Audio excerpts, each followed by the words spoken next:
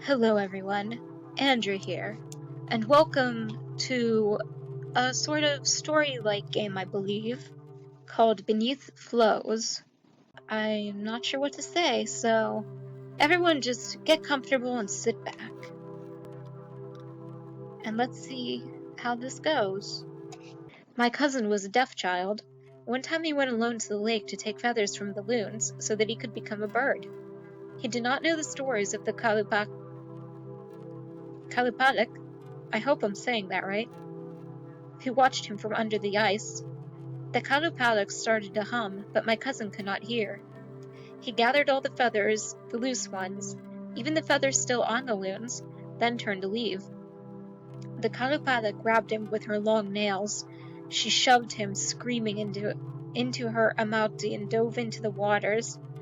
That's why, in the summer, there are always feathers on the lake. This is a true story, not a tale. Author not recorded, 1883. I can click both, but does this do anything? 1884?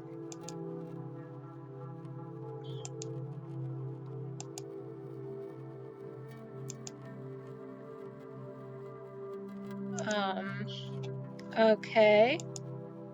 Oh, alright. Beneath Flows. Let me tell you a story. This is a story about you, but these are not your experiences. Still, I want to hear your voice. Let's start small. Do you prefer a white moon? Don't worry, there are no bad choices here. When you've made up your mind, I'll begin the story. Red moon? Do you prefer blue moon? White?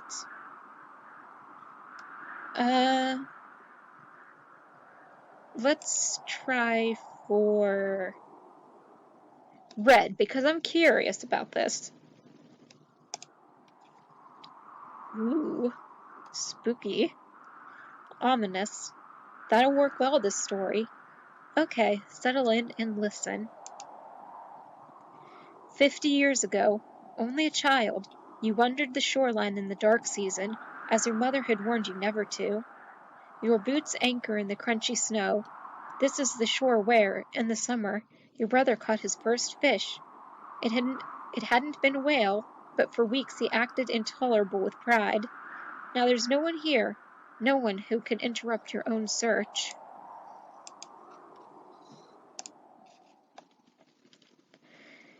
You don't reach the water before you find what you came for. A labeled can embedded in this earth, impervious to wind and ice. Your heart grows 10 sizes, filled with possibilities. It could be new or too worn. Maybe you already have this one. You seize the can. It must be recent because the snow inside is soft. Your mouth curls at a small tear on the label, but at least the art is pristine.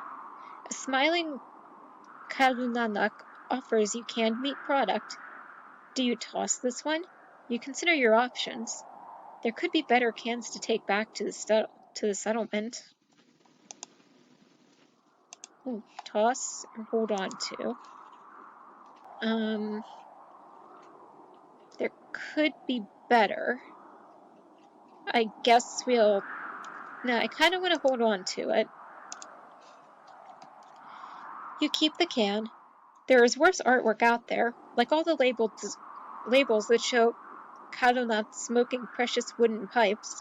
Those are definitely the worst. Besides, this label is in good condition. Down the shore, a dark mass lies still on the floe edge.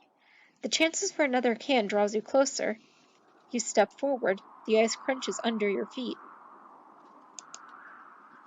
1, 2, 3 steps. An unknown other inhabitants your body like an unwelcome visitor. It seizes your chest, your mind. Well, you hear an ancient sound. You hear it in your bones. Another night, another story. Your mother tells you bed stories about broken shores, cannibals taller than men, fish mothers under the sea. She works in your favorite flourishes, even the silly ones. Her brother feels the Kalopadok's long black nails grip his ankles. Your mother pauses the story, seems distracted, then grabs your feet. You jolt like a bearded seal. She got you this time. This is worse than death. Your favorite stories are about Kivik because he's as strong as Superman. She knows this, but she says some stories must be told. My little aunt. It was brave as strong. I guess we'll go with strong. My little aunt. You prefer this name over E51X48? The Kadunat's name for you. You never met your aunt, but your mother compares you to her often. Excuse? E6. Let's try that one, I guess. Frost falls from the roof. Sleep comes. Another night, another story. Your mother tells you bed stories about endless storms, a community with nooses, the origins of narwhals. She works in your favorite flourishes, even the vulgar ones. Her cousin hears a distant hum and runs 10 miles to rock tripe. Your mother pauses story, raises her hands, then resumes where she left off. You expected her to tickle you or some other unfathomable act. Ever since you became conscious, you've lived with weak limbs, pained knees, frequent panic. Frequent panic, I guess? There's nothing to be done about it. She knows this, and rubs your back each night to console you. It's said that your father shot a caribou and failed to kill it, but that's one person's belief, not a well-liked individual either. The critic warms the house. Sleep comes. Another night, another story. Your mother tells you bed stories about loon tongues, the consequences of revenge, why the moon is cold. She works in your favorite flourishes, even the melancholy ones. Her aunt sees the Kalupadok's hooked nose, bulbous nose, button nose. Try for button nose before she slides down the slimy, bottomless wells of an amati. Your mother pauses the story, leans in close. Then pulls your nose. No, is nothing sacred in this world? There was a time when she told these stories and didn't describe the Kalupadok. Such details were left for you to envision.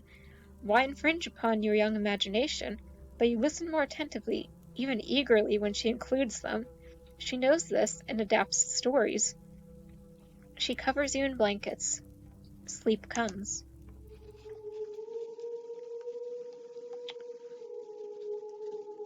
You hear an ancient sound.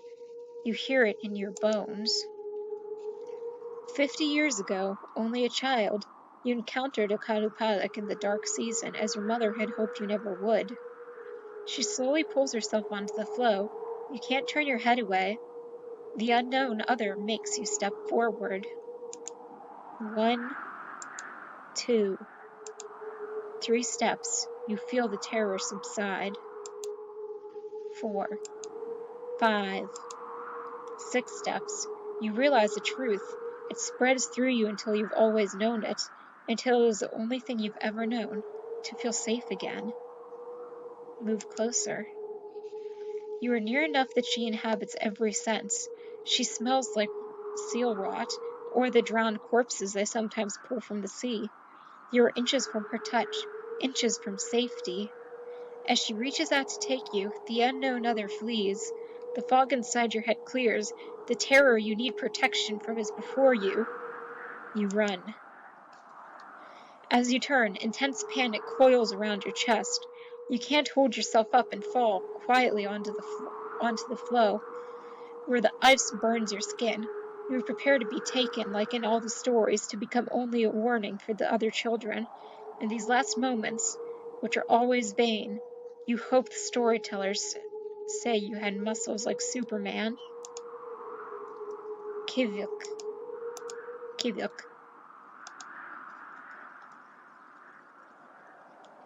A moment passes, and another. The ice still burns your cheek. No nails embracing you. No amati covers you. No water drowns you. The ancient sound fades to echoes deep into your memories. You crawl back from the quadrupedic, who paws after you like a caged hound. Her black nails hold to the ice. Why doesn't she follow you? Take you? You crawl further back. She can reach far. Her face is familiar, comforting. You've seen her button nose 100 times, beneath blankets near a warm kuduk. While frost falls from the roof, this is the quadrupedic from your mother's stories. Did you create her with those flourishes? You feel an uncertain connection with her, like distant kin. She doesn't move. She seems wounded. You wonder about the hums, if they're stories she tells children, the oldest stories of all. You stole yourself from her, like a thief would take food, so for her, you'll steal a different child. That became a little tense. Let me tell you a joke. What do you call a penguin and Pagnirtum? Lost! I didn't come up with that. I found it on the internet. One of those great websites that has animated pictures. Settle in. I'll continue the story. 50 years ago, only a child, you set up a fox trap in the dark season as your father had never taught you to. The steel is colder than the ground. You found this trap under the house, where time and disuse buried it beneath the frost. Sometimes hunters take them out on the land and return with bundles of animals to sell. The levers took a while to puzzle out, but now it's ready. Near the settlement, the dogs whimper and howl in their chains. You've heard them less and less.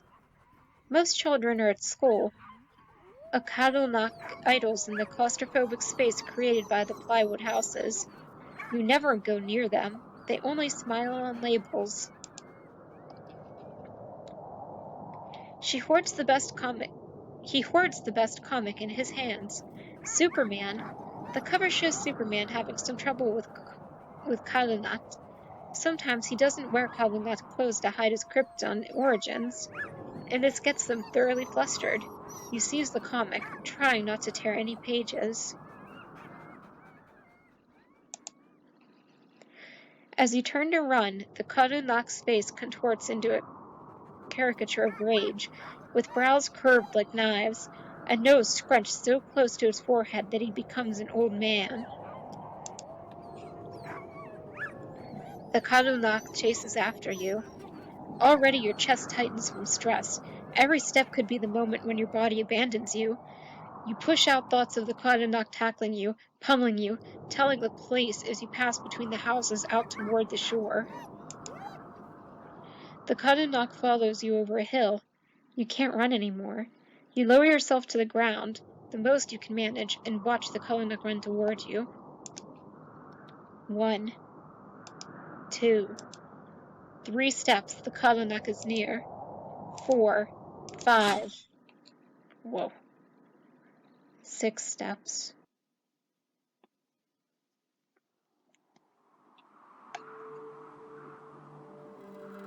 Let me tell you a story.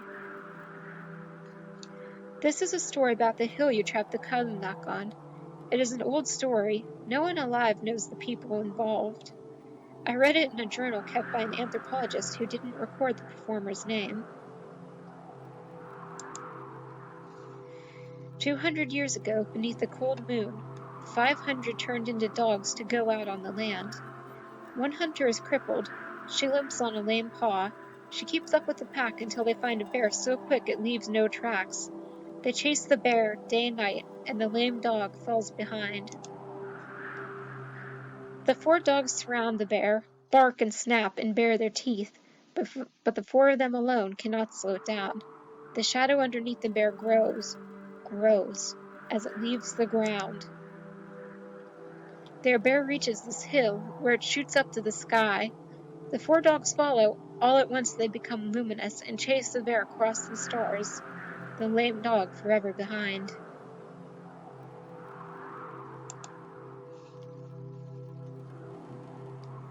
Why did I tell that story? It's hard to say. The silence in the record leave many holes. Why did the dogs leave their friend behind? Why did the performer want us to feel? What did the performer want us to feel? Did the polar bear have a cute little nose? We'd have to live a century ago in that time and place, hear the subtle shifts of tone in the performer's voice, see their arms wave and feel their feet stomp. It wouldn't be enough for us to inhabit the anthropologist's mind, because in their beliefs, it didn't matter who performed the story or how. The performer's words were salvaged from a culture thought to be near extinction. So when we hear the story, we have to breathe into it our own modern fears and loneliness. Let me tell you what I think. I think corporations chased their engineered warmth north, where the endless sun gave them new avenues for profit. The bear knew when it got out. The dogs, being hunters and not shareholders, left their friend behind because no one wants to starve. I think the crippled hunter has no choice left after the wealthy developed the environment around her, constructed it, defined her worth solely by if she could kill a bear or not. And I think the distance between those stars isn't a distance of space, get it? But a warning about the future, to understand the history behind the social distances between us. But those are my tedious beliefs. Maybe those stars are ostriches. What future do I create when I tell tragedies? Here's what matters. When you trapped the Kalynuk, you hadn't heard the history of the hill, so you couldn't imagine other futures. We can't know how you might have looked into the story, like a mirror, or turned away. Maybe this future will work out fine. The police don't find out. Use you to justify abuse, maybe not. But in this story, your story, you always trapped the Kalynuk. 50 years ago, only a child, you ensnared a Kalynuk in the dark season as your parents had never known you would. You try to remember how you originally imagined the situation. Did the Kalynuk pass out, bow down and declare you his superior? You're not sure how to get him to the shore. The Kalynuk struggles in the trap. A thought comes. What if he wants to be dragged under the sea, to live forever with a woman who smells like seal rot? You decide to ask. You shout after the Kalynuk. The nails aren't so bad, and you get used to the fish smell. He doesn't respond. Some folks can't be reasoned with. You have some leverage, because surely he wants to know the ending of this Superman comic in your hands. Also, there's a rock by your feet. Do you persuade him? A tough decision. Knock him out or persuade him? Persuade? You wave the Superman comic in the air and hope it doesn't come across like a taunt. The Kalynuk slides out his trapped boot and limps after you. You drop the comic and run towards the shore. You make it to the floe edge. Your chest is filled with boulders and the Kalynuk is close behind. Frozen platforms lead out into the sea. You close your eyes and leap. When you land on the floe, the wet ice cracks under your boots. You slip and slam onto the platform. Behind you, the Kalynuk is determined to follow. You pick yourself up and leap. Crack! You and the Kalynuk advance into the sea, one floe at a time. Crack. Crack. Crack.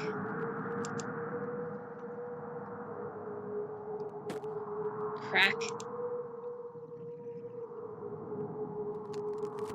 Crack.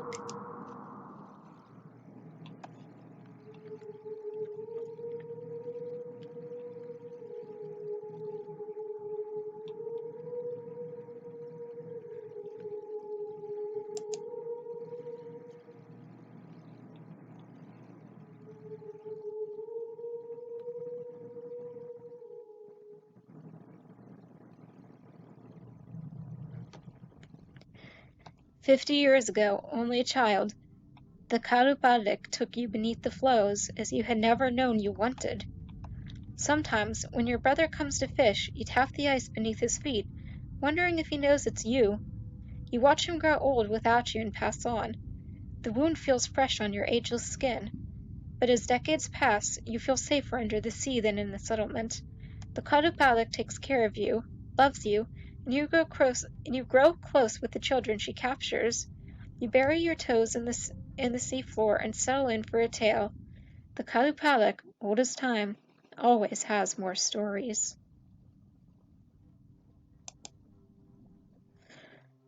Our tales are narratives of human experience, and therefore they do not always tell of beautiful things. But one cannot both embellish a tale to please the hearer and at the same time keep to the truth. The tongue should be the echo of that which must be told, and it cannot be adapted according to the moods and the tastes of man. Osarkaktorasmussen? Oh, that's it. Oh, or yeah, I think that's it.